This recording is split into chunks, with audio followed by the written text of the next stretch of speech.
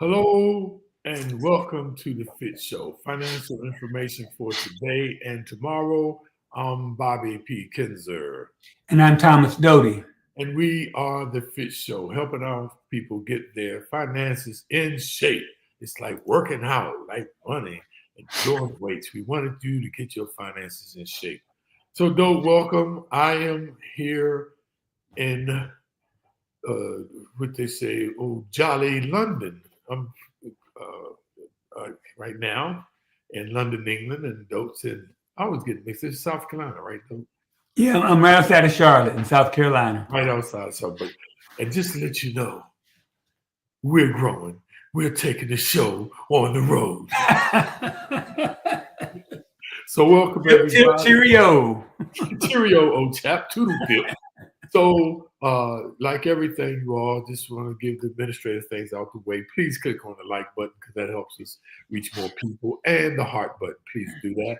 And remember, we like to make this show interactive.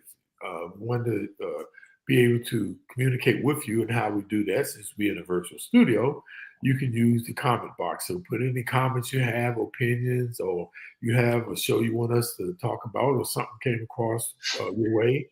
Please actually, please use the comment box. And like I said, it's a good way for us to be interactive and know what's going on in your mind.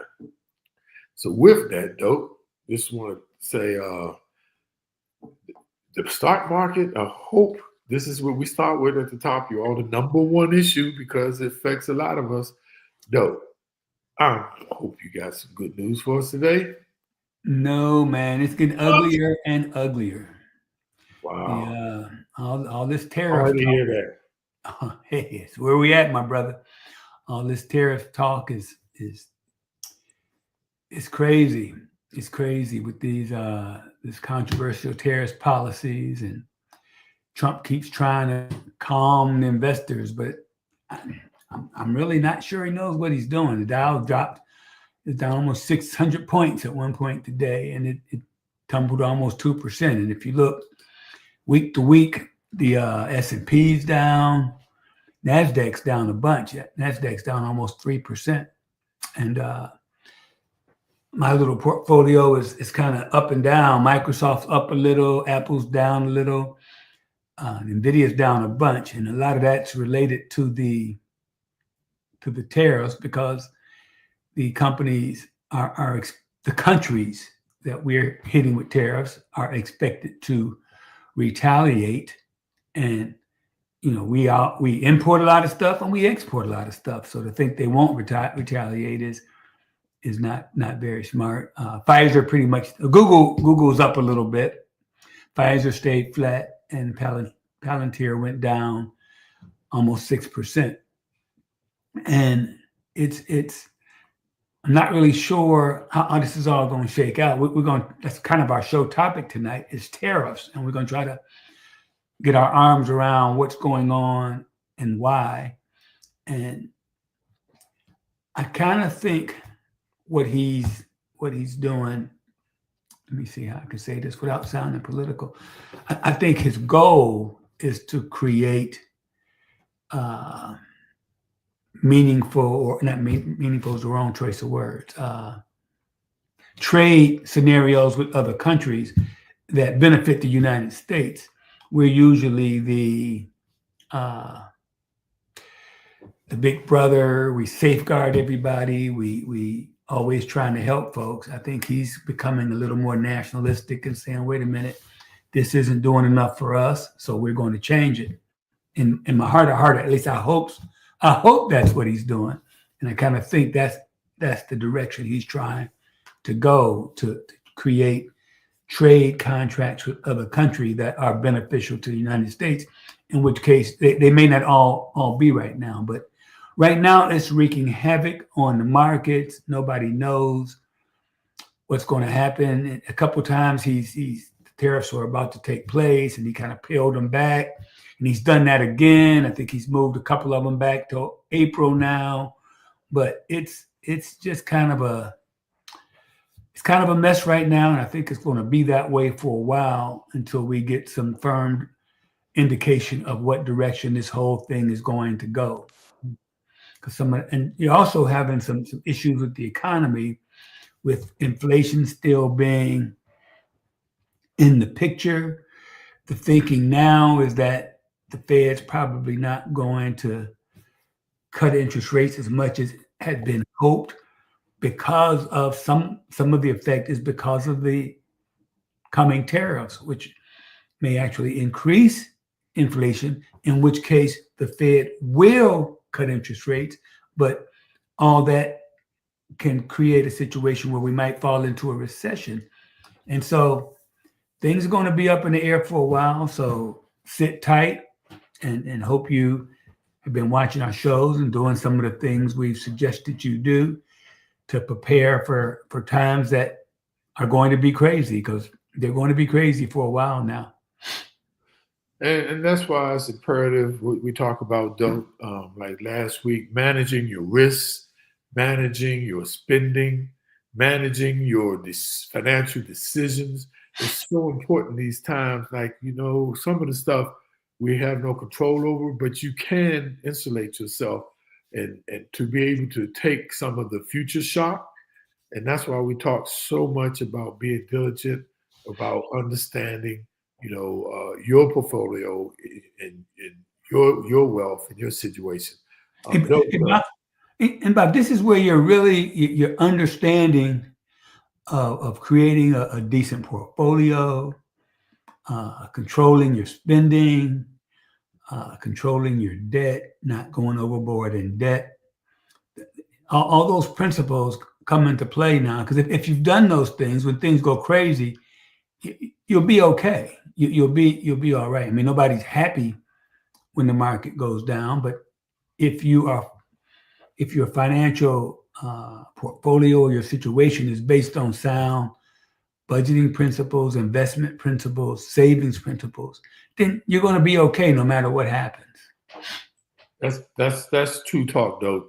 And remember this, you all: if you haven't been in the market investing, or if you have been in the market investing, this is an ideal time to get in when stocks are low, because most people, when stocks are low, they get out. When they're high, they get in because of FOMO, fear of missing out. Hey, one more point, Bob. Everybody was wondering why Warren Buffett was selling so many stocks in the fourth quarter of 2024. And he's looking like the guru he usually is. Right. Everybody was wondering why he was dropping stocks. He sold billions of dollars worth of stock in the fourth quarter. And everybody's wondering what's he doing? What's he doing? He's always ahead of the curve. He truly is. And the market was up then too. And he follows the principle of selling when everybody's buying and buying when everybody's selling. Plain and simple. Just want to talk a little bit about the commodity market, though. Gold is kind of holding steady. Maybe lost about $7 between this, today, but it's still at $2,900 an ounce, and that's pretty up. Still, that's the highest it's been. So, and silver taking a little bit more hit, but it's up. Silver is up too. So, those are stalwarts as far as working, in inverse relationships. It is working there a little bit. So let's talk a little bit about the cryptocurrency market. Well, you gotta tell us how you doing over there in jolly old London, man. I am doing absolutely great. The weather was great today. They were having cold weather, man. They were like down in the single digits. Now it was like single digits. Yes, crazy. Man. Wait a minute. That was Celsius, though, right? Yes, correct. So it ain't really that cold. That's really in the 30s. Oh, that's cold. Single digit Celsius. That's still cold. I mean, Fahrenheit ain't that far behind. That's 30s or 40s versus single digits here. It's cold. Right. But for over here, that's cold. Okay. Any sunshine? And yesterday the sun was shining when I came, so I think I might have brought the sun. So yeah, the sun was shining, man, and I went to go get in the car on the driver's side because you rented a car. No, thought I was getting in like a passenger, but forgot I was What, over what, there. what would Kevin always say when you do that? Oh, you driving? Oh yeah, yeah. He would, wouldn't he? That was some funny stuff. Still, I do that. So yeah, yeah. And I'm going to Scotland tomorrow. Tomorrow. Well, by the way, you all, it's tomorrow here, and it's still not. It's what's this? The 8th today? The 7th. It's the No, 7th. today's the 6th. The Yeah, 7th for you, 6th the here. 7th. Yeah, right. Exactly. The 7th for me. Wow. Yeah.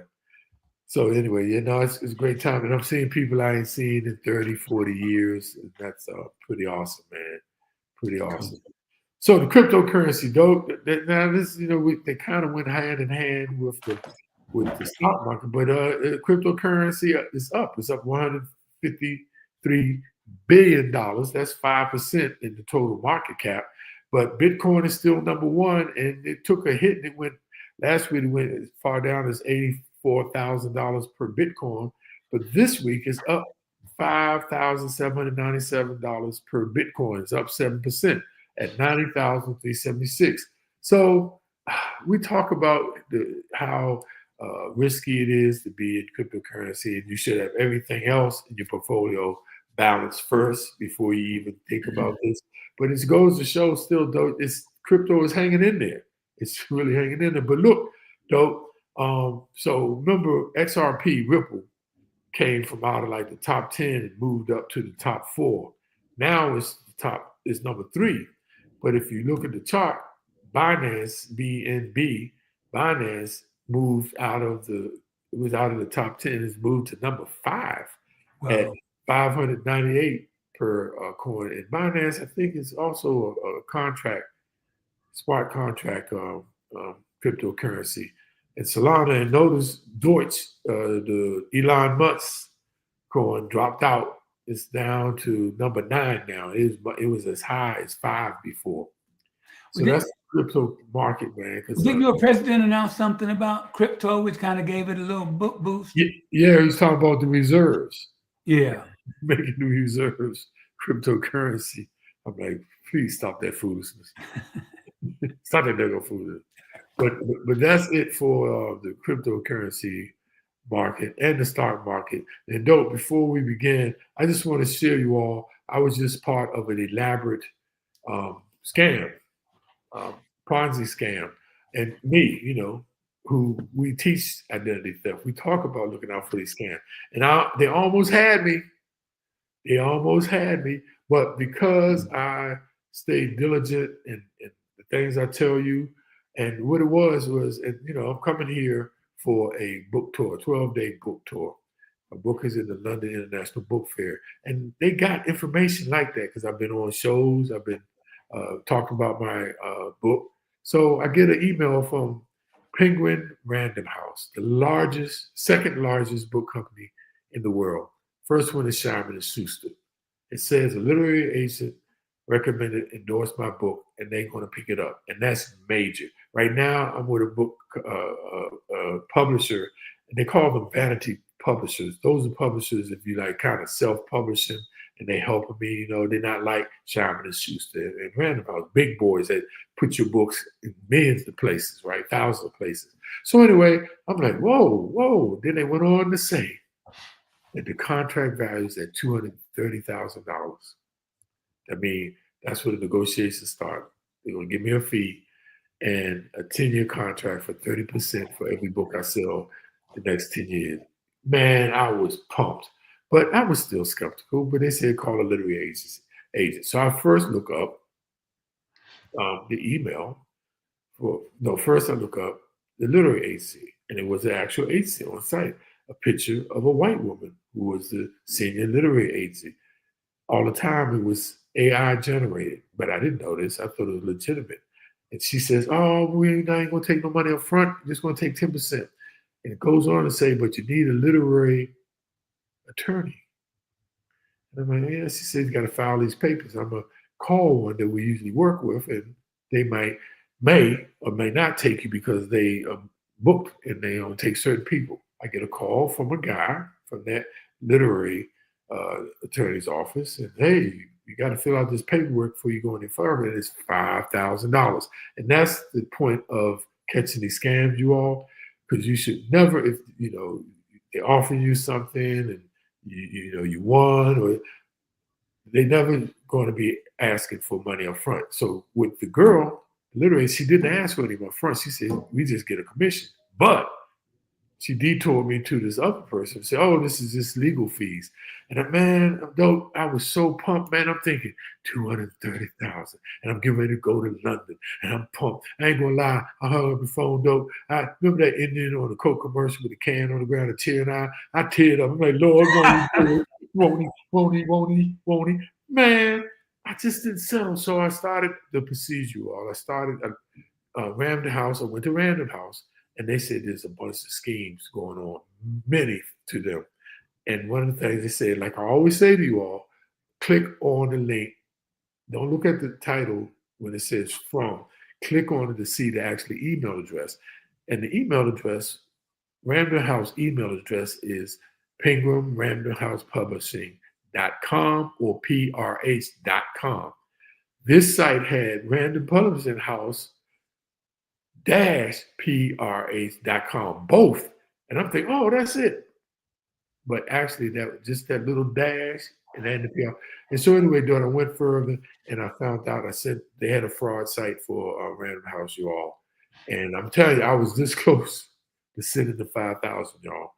So this is the ironic part. So I went from being able to make $230,000 to saving myself 5,000. So y'all, I'm telling you all, they got some schemes out there, y'all. Please be careful. I just want to share that with y'all. And you hit it, Bob. They're giving you something to get you excited, and typically you stop thinking clearly when you're excited, when you won something or when you owe something.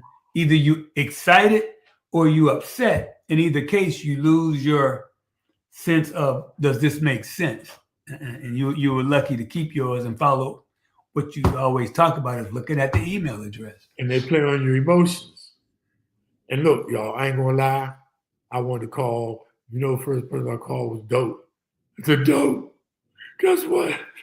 I'm glad I just called Dope and my sister Gloria. I'm glad I just called two people, man. Because I was like, let me hold up until I get the call. Because I would have been like, man, I ain't nothing but a sucker and lollipop playing, waiting to get licked. So man, anyway, and see me, I'd have been out buying stuff. So I was thinking about paying my car. I already had a plan what I was going to invest. Oh my God! But y'all, please be careful. And look, there's so much information out there on you. Now they may not have it all, but what they do, they get some from here, they get some from there, and they put it all together. And that's how they can do your profile. So once again, I'm going to tell y'all, because I know some of y'all have not done this yet, to protect your credit, go out on the 3 major credit bureaus and freeze your credit. Yeah, so, and they get tricky on that because Experian, there's a freeze, and then there's a lock. And the lock is an upgrade where they're trying to get you to spend $24.99 a month. So make sure you understand. All you need to do is freeze your credit file. You don't need to lock it. You just need, if it's frozen, nobody can open any kind of credit in your name. So don't fall, again, that's another okie doke where they kind of upsell you thinking, oh, Dope and Bob said go out and freeze or lock my, no. Freeze, it's free. It doesn't cost you any money to do this. And it doesn't block your credit card, you from using your credit card. It just blocks people from stealing your information and using your credit card. It stops them from opening what they call to check your credit. They can't check your credit, so nobody's going to open a credit line if they can't check to see what your credit is. Right. Okay? And I told you last week about the since all your information is already out there, it's all public information. Even your credit card numbers, they can get those in another scam where they call and tell you, hi, this is Bobby. You're Bobby Kinzer, right? You live at so-and-so and so-and-so. Your credit card number is so-and-so and so-and-so, because they have that information. Right. But what they're trying to get is that 3-digit code. And they'll ask you, oh, just to verify that you are who you say you are, what's that 3-digit code? Well, Right. don't give them that code, because they go through a whole long process of saying, oh, yeah, if you have any other trouble, call the number on the back of the card. They say everything is right, but they ask you for that 3-digit code. And if you step back away from it and think, the bank knows what that 3-digit code is. They don't need to ask you. So if anybody calls you and they say they're from the credit card company, hang up immediately. Say, I'm going to call the number on the back of my card. Just hang up, call the number on the back of your card. Don't even don't talk to them. Don't tell them any information. You don't need to talk to them. Okay, the bank has all the information about you. They're not going to ask for any info about you. So don't even hold a conversation. And so, Joe, you know how we talked to you all about the long play in investment and scams? They use the long play the other way. They try to keep you on as long as you can to make you think that it's legitimate, and that's their long play. You know, it's one fall for y'all. There's so much, and look, don't be discouraged, y'all. Okay, don't be discouraged, because a lot of people are getting frustrated. Last week we talked about uncertainties, but this is the key, you all. And then I'm gonna move off of this. All it's designed is to take control of your mind. Just remember, you have control of your mind. No one can touch your mind but you, unless you let them. So please, step back, you know, be diligent, turn off the TV for some of that white noise, and do your research, and don't be no sucker. So anyway, let's get to it. Let's talk about, so we're doing this show today, you all about tariffs, because it's a hot thing, and you hear so much different things about it. So we want to try to clear that up for you today, because it can affect your wallet. Well, yeah, Trump is taking action on all these tariffs, and it's going to affect public companies a whole lot, in addition to your wallet. And most economists believe that it's going to lead to a stronger dollar. It's going to lead to higher inflation. It's going to lead to interest rate increases. And it's going to end up having a downward trend for growth for countries that export to the USA. And so the expectation is that they're going to retaliate. They're not just going to say, okay, you can increase our tariffs and we're not going to increase yours. Right. So in the short term, the fallout is going to depress the profits of American companies who sell a lot abroad. And that's most companies. We like to think, we talk about American companies, but there are very, very few. I shouldn't say very few. There's not near as many as there used to be of American companies. Most companies now are global or international, and they have sales all over the world. And a lot of companies that you think are American companies actually have more business overseas than they do here in the United States. So this whole thing the fallout is going to be crazy, and it's going to affect a lot of what we call American companies. Right. So let's just face it. Most countries are limited by the natural resources and the ability to produce certain goods. So they trade with other companies to get what their population needs and what they demand. However, trade isn't always conducted in a fair manner between trading partners, between policies and geopolitics and competition. There's so many factors that go on that end up with trading partners being unhappy. So one of the ways government deal with these trading partners they disagree with is through tariffs. And the tariffs is just a tax imposed on one country on the other goods and services imported from another country to influence it, to raise revenues or protect competitive advantages. The tariffs may seem like a topic that only matters to economic policy geeks. But today we want to talk about it because tariffs affect you more than you think, even if you're not even directly writing a check. So let's get into it, though. And let's go back to what you just said. What's the definition? What is a tariff? And again, it's a tax, pure and simple. It's a tax imposed on one country's goods and services that are imported from another country. And the reason you implement this tariff is to obviously, one, raise revenue or protect competitive advantage. Now, theoretically, let's take steel and the steel coming in from China. And, if you look at Chinese countries or Chinese companies that make steel, they don't have a lot of the restrictions that American companies have as far as their labor cost is way cheaper. They don't have OSHA. They aren't worried about employee safety and things of that sort. So they basically have a much lower cost. So when you talk about implementing a tariff on, let's say, again, we're talking about steel that's coming in, the hope is that you raise that cost to a point where companies who buy that steel from China will consider buying it from an American company. That's the basic reason. So that's what a tariff is, and that's why countries implement tariffs. So let's get a better understanding of tariffs, right? And it's nothing like what we said.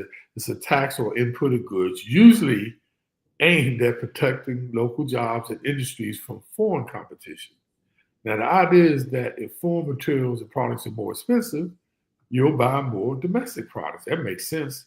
So tariffs are used to restrict imports. Simply put, they increase the price of goods and services purchased from another country, making them less attractive to domestic customers. Let me give you an example. Like, suppose, for example, the U.S. government laid, which they talked about, levied a 10% tariff on cars imported from Japan. Well, the tariff will push the price of a $50,000 Japanese vehicle to $55,000. So because the Japanese car is now more expensive, in theory, a similar American-made vehicle becomes more appealing to buyers. That's the simple part of it, you all. And a key point to understand that the tariff affects the exporting country, because consumers in the country that impose the tariff might shy away from imports due to price increase. Now, there are two types of tariffs, and a specific tariff levied as a specific tariff. It's called specific. It's levied as a fixed fee based on a type of item, such as like a $500 tariff on a car. So a specific tariff is a flat tax charge on each imported good. Like they may add $1,000 per vehicle or $50 per mobile phone. Now, the other one is called the ad valorem tariff. Ad valorem, yeah. Ad valorem, thank you, Doe. The tariff is levied based on the item's value, such as like 5% of an import's value. Ad valorem tariff is a tax that's levied as a percentage of the imported product value. So the 20% tariff that's that they put on steel, along with many imported Chinese goods in 2018, that's what Trump actually did, is an example of an ad valorem tariff. Right. And so, why do governments impose tariffs? Again, we talked about this. Three basic reasons. One, obviously, raise money. That's kind of a secondary reason. But the main reason is to protect domestic industries. Again, to get people to consider using, or get companies to consider using domestic investment instead of buying from China or from any other country. And it also helps protect domestic consumers, because again, if you can get companies to buy from domestic companies, you might get the price a little bit lower, and it also is going to protect national interests. It's going to make it, obviously, it's better for the U.S. if we can expand again, using the same example of steel, our steel industry, hire more people. And it's funny because the more you sell, the cheaper your cost becomes. And theoretically, you're able to lower your price because you produce more. And so you get into that vicious cycle of, starts coming in from China, and you can't raise your prices enough to stay in business. So you cut production, which again increase your costs. So those kind of things are all at play. But some of the fallacy in all this is the companies that you talk about being American companies. again, have major interests in other parts of the world. If you look at, Ford, Chrysler, and GM, they sell their products all over the world. And I don't know the split of what percentages, but I would venture to say the markets outside of the US are bigger than the US market for those companies. And so they're kind of caught in a bind there, especially if the companies or the countries retaliate. And so not only will stuff coming in be more expensive, but stuff going out that they ship out is going to be hit with tariffs when they go to the other countries. So this whole thing is going to be curious how this plays out. And how it's going to affect you. You know what I mean? That's the interesting. Nobody really knows because I hear both sides of it. But let's talk about how tariffs impact companies. And the first company that comes to mind to me is Target, right?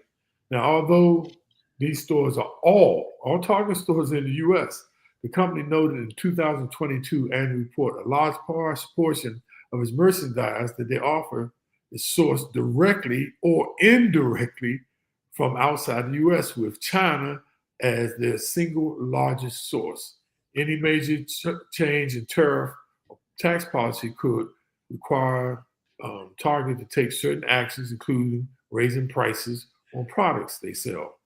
Little special note, though. There was a boycott put on Target the other day on, I think it was the 28th on Friday. A lot of people was wondering, did it have any effect? And they're saying right now that, and this is just a sidebar, but it's Target. It hit them about $12.4 billion the other day. So that and with tariffs, they could be really having some problems. So the higher prices, not just at Target but elsewhere in the economy of the United States, will probably discourage spending overall. Even with 100% domestic sales, Target and other retailers will be hurt by the tariffs. Now, any stock, like there's another stock like Goldman Sachs has this thing called in their portfolio for energy, and because of trade wars, the domestic demand for electricity, it's going to cause the interest rates to rise, and with inflation, these companies are going to be affected. There's even the railroad companies, right?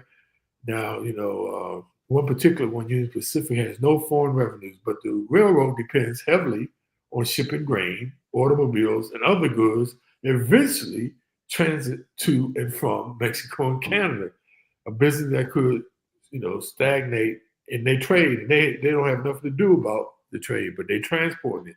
So, these tariffs affect a lot of other different things. Yeah, and raising revenue is a big one for why countries implement tariffs. And it actually worked for us back when Trump did it in 2018 and 2019. And so a lot of times it's not worried about so much restricting or restricting imports, but you just raise the tariffs on things to bring in more money. And Trump did it back in 2018 and 2019 to rebalance the trade deficit. In 2018, customs end up bringing in about $42 billion. But in 2019, the duties jumped to $72 billion. So it's not all bad in some cases, but when you get into what we're going through now with the huge tariffs and the retaliations, it can get pretty ugly. And that's kind of what I'm expecting. Now, he keeps putting it off, and I think he's trying to get the other countries to submit to various things that he's trying to get from them. But in some cases, he will get it. In some cases, he may not. But it's going to be crazy for a while. And I kind of worry when people start bluffing. And I know part of what he's trying to do. It makes sense, But when you're playing chicken with people and putting people's back against the wall, you just never know what people can do. But I want to talk a little bit about the unintended side effects of tariffs. Now, tariffs can be unintended, have effects on, they make domestic industries less efficient and innovative by reducing competition, right? So you have no competition, so they're not going to put their all into it. You don't have to worry about you going somewhere else. They can hurt domestic consumers since a lack of competition tends to push prices up. And they can generate tensions by favoring specific industries or geographic regions over others. Let me give you an example. Tariffs designed to help manufacturers in cities may hurt consumers in rural areas who do not benefit from policy and are likely to pay more for manufacturing goods. So finally, an attempt to pressure a rival company by using tariffs can devolve in an unproductive cycle, retaliation, and commonly known what they call trade wars. Yeah, and there's a lot of advantages and disadvantages of tariffs. If you think about the pros, the positives, it produces revenues, it opens negotiations so you can get out what you want. It might support a nation reaching their goals. It makes the markets predictable. By the same token, there's some cons. It create issues between governments, which is what's going on, and they can initiate trade wars in which the consumer is going to suffer. So we're going to walk you through some of the advantages and disadvantages in detail. Right. So some of the advantages, okay, it produces revenue, okay? And we talked about that. Tariffs, provide a government a chance to bring in more money, and that's plain and simple, produce revenues. And it can relieve some of the tax burdens, which we're going to be dealing with, on citizens and help the government to reduce their deficits. Open negotiations. Tariffs can be used by countries to open negotiations for trade and other issues.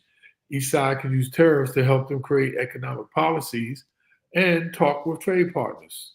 They also support a nation's goal. They also help with national security. One of the most popular uses in tariffs is to use them to ensure domestic products receive preference within a country to support their business and economy. And lastly, they make a market predictable. Tariffs can help stabilize a market and make prices predictable.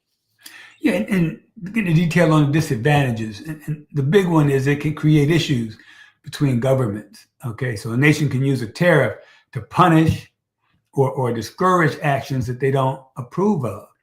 But doing this can create tensions between two countries. I mean, you had issues when this first tariff thing first came out, and the U.S. was playing Canada in hockey, and they started fighting as soon as they dropped the puck.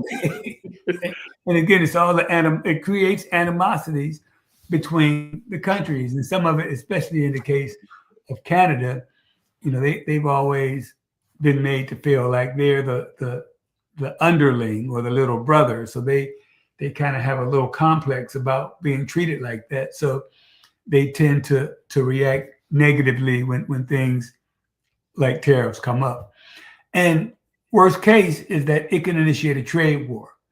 And that's a typical case of what happens when we hit countries with big tariffs. We're stupid to think they're not going to do the same thing to our products, which is going to have a negative effect. The incoming tariff, a lot of times the companies that's importing is just going to increase the price in order to keep their costs and profits the same. So it's not like they're just going to say, okay, in the case of you sell something that's steel, you sell it for, let's say, $1,000 a ton, and you add a 25% tariff, and now it costs $1,250. And the company that buys it has to raise the price, because the company that sends it in is typically going to raise their price. In some cases, they won't, because they don't want to create a situation where you'll stop buying their product. So there's a lot of gray area that we're not sure what the reaction is going to be. And you can see now he's taking it off of some products, putting it on some products. So it's going to create a bad situation. And if trade war comes up, nobody wins. The consumer's going to lose. Nobody wins. It's just going to get uglier and uglier. So the bottom line, you all, tariffs have existed in one form or another for centuries.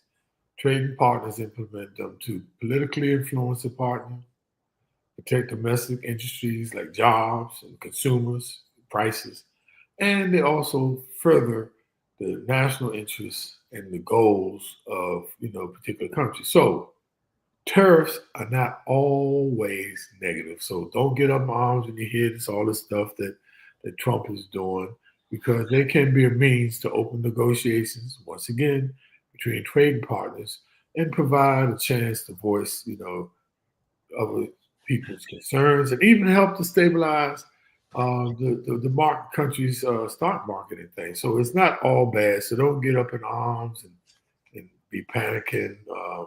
It does have a place. So, no, with that, once again, we had about 20 pounds of knowledge in a 5-pound bag. This comes with the summary and takeaways, and these are pretty straightforward today, you all. Yeah, and you take the first one. Well, the first one is be prepared. Make sure your financial situation is in the best shape it can be in. You're keeping your debt under control. You're making sure you got, if you're paying debt, you make sure you're paying the lowest interest rates possible. If you have money invested, you make sure you're getting the most you can on that money. And you're not running out spending a whole lot of money right now, because things are going to be kind of up in the air for a while. And so just make sure your financial house is in order. Be prepared. And there are advantages. I mean, and let me tell you, some of the advantages are like investing. If you're looking at some of these companies, domestic companies, companies might favor positively from tariffs, and you might think about investing in them, or international companies, they might favor from the tariffs. You just never know. And then, like I said, the good thing is to produce revenues, it open communications between countries that and then it just helps, and they also can help the market be predictable, can stabilize the market. Yeah, and the disadvantage is you got to be prepared for some certain things going up in price. Make sure you are doing your comparison shopping. If you're buying something that may be affected by tariffs, determine if you can put it off, or if you can get a different bottle or different brand or different model that maybe is sourced from a different country that's not affected by that tariff. But really pay attention to what you're buying right now, because it can have a negative effect on things that you purchase. So that was a little brief education on tariffs. You all, we hope that helped everybody and calmed you. And just, like we say, knowledge is power. But remember, knowledge is power, but action is even greater. So make sure y'all manage your wealth and your portfolios real well. I want to thank everybody for tuning in. Let's go with the roll call. Hey, Carl Chapman, how you doing, my good brother? Joanne Skinner, Rodney L. Madison Sr., that is, with the noteexperience.com. Check them out, you all, if you haven't already. My 3 sisters, Lolia, Gloria, and Linda. They like clockwork, though, and they're looking so forward to meeting you one day. They saying, one day we want to meet Thomas Doty. You can come with all that knowledge. And that scares me, because I know they're going to be underwhelmed when they finally meet me. Stop it. Something they're going to boost us. And, hey, Modestine from Lexington, South Carolina. How they treat you down there, Modestine? I know the weather must be good, too. And the wonderful Now Doty. Hey, Now, how you doing? You're always there supporting us, girl. We really appreciate it. Garnett, what's up, girl? How you doing? I think that's everybody. I got everybody. So you all, just want to tell y'all, getting ready to go to this book tour, doing signings. I'm hoping to expand the book. The sales are up. I am so blessed and thankful that I'm having this opportunity, and I will be back on soon. And thank you. But though the quote of the day, it would not be a complete show. God didn't remove the Red Sea. He parted it. God doesn't always move your problems, but he will make a way to get through them.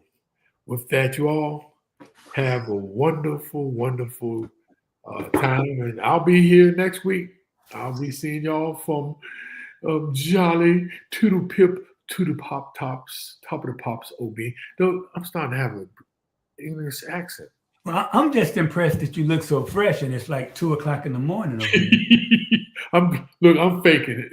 I put water on my face. Well, you're doing a good job. You look fresh. That jet lag is real too, though. That jet lag is real. So look, y'all, stay tuned. Next week we got another great show coming your way. And remember, put in the comment box any kind of shows or topics you want us to talk about. Please do. We want to make sure we reach you where you at. So thank y'all and have a marvelous day.